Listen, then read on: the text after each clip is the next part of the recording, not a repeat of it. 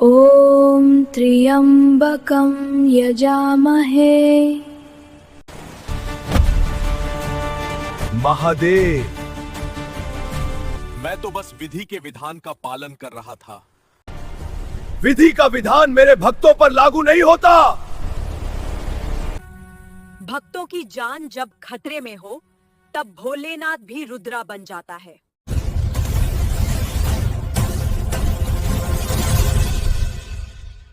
क्या हो जब आपको पता चले कि आपकी जिंदगी 16 साल तक की है। ऋषि मृकंडू का बेटा मार्कंडे की कुंडली में यही लिखा था। वो बालक डरा नहीं, उसने शरण ली ऐसे भगवान की जो काल को भी झुका सके। ऋषि मार्कंडे का पिता रो रहे थे और मार्कंडे ने उनसे पूछा, पिताजी, आप रो क्यों रहे? पुत्रा विधाता ने तुम्हें कम उम्र दी है। आज तुम्हारी 16वीं साल गिरा है।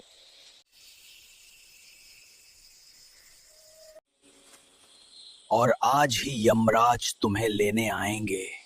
पिताजी, अगर विधाता ने मौत लिखी है तो मैं उस विधाता के पास जाऊंगा जो मौत को भी बदल सकता है।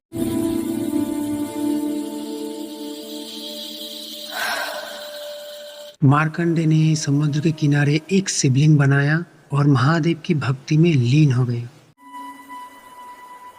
ओम नमः शिवाय। लेकिन समय किसी के लिए नहीं रुकता। यमराज का आगमन हो चुका था।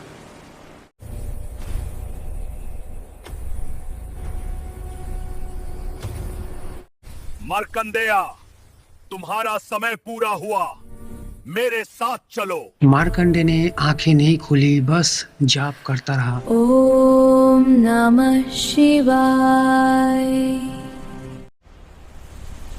यमराज को बहुत क्रोध आ गया और क्रोध में कहा, मूर्ख बालक, यम के आदेश को अनसुना करता है।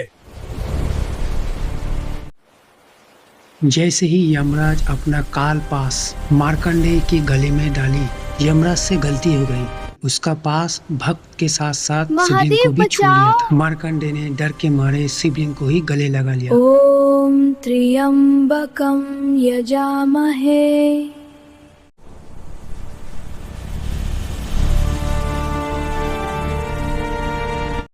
तभी महादेव ने यमराज के छाती पर जोरदार लात मारी। महादेव,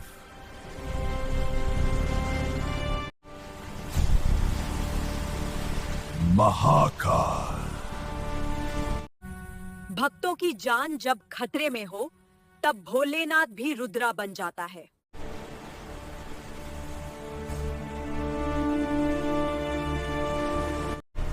मूर्ख यमराज, तूने मेरे परम भक्त को छूने का साहस कैसे किया? क्षमा प्रभु, मैं तो बस विधि के विधान का पालन कर रहा था। विधि का विधान मेरे भक्तों पर लागू नहीं होता। तीनों लोग कांप उठे। स्वयं मृत्यु के देवता आज महादेव के सामने जमीन पर गिरे पड़े थे। आज से ये बालक चिरंजीवी है।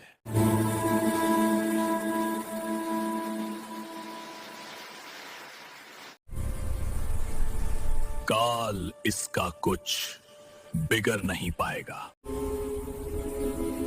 उस दिन मृत्यु हार गया और भक्ति जीत गया। अगर आपको भी लगता है कि महादेव के आगे काल भी झुक जाता है, तो